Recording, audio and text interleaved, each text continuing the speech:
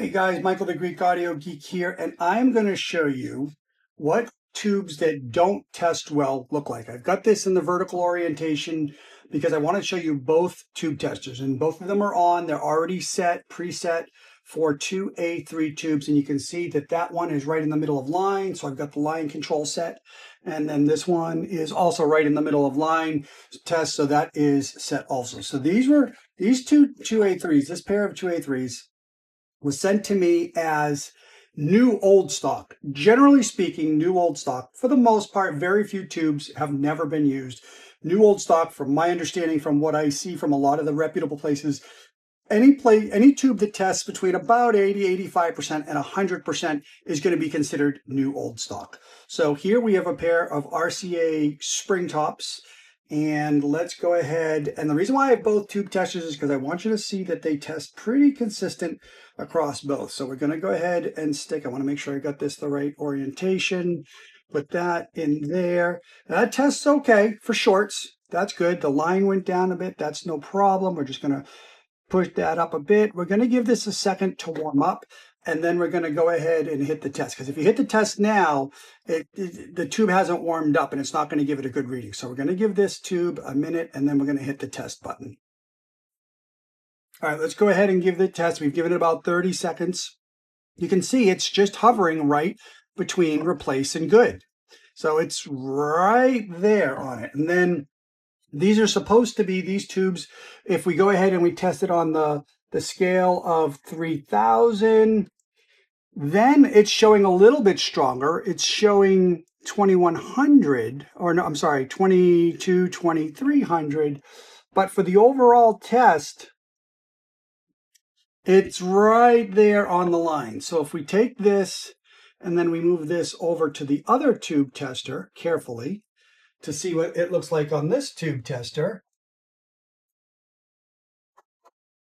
and we hit the test, and that's just above, barely above into the good. Okay, so that tube is what I would call an okay. It's passable. It's certainly passable, but it's not spectacular for paying top dollar for what is supposed to be an NOS tube. And if we go ahead and compare the other one, let's put the other one, let's make sure we've got the orientation correct.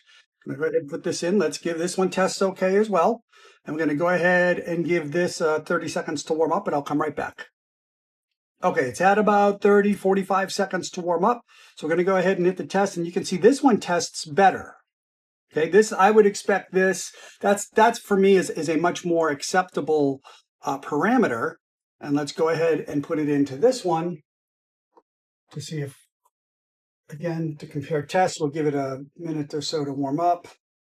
And you can see that tests very good as well. So this tube is much better than the other one. So they're certainly not what I would call a matched pair in terms of being very similar or anything like that. Now, if I compare that to a different tube here that I just received from a different dealer, and we're going to go ahead and put that in. And let's go ahead and give that, this is also actually an RCA. We're going to go ahead and give this a second to warm up, make sure that line is good. We'll give this about 30 seconds. It passes all the short tests, and I'll come back in 30 seconds. All right, so we've given it about 30 seconds. You can see that there we're into, again, well into the good. And if we do a test here, that tests crazy strong for that tube. So there is a huge difference in how that tests. And obviously it's going to carry over into that one as well. But I will go ahead and show you the other one just to stay consistent on the video. We'll go ahead, we'll put this in.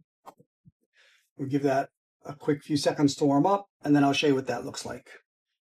And then if we go ahead and test it now on this one, you can see that's almost at the maximum range of good. So you can see quite a difference, both the same price, two different dealers, both advertising new old stock. And guys, you know, look, there are a lot of reputable dealers out there that every once in a while are going to send you a tube that doesn't test that well. They should be testing it on their end, but this is why I have tube testers, and this is why you need to do your own due diligence.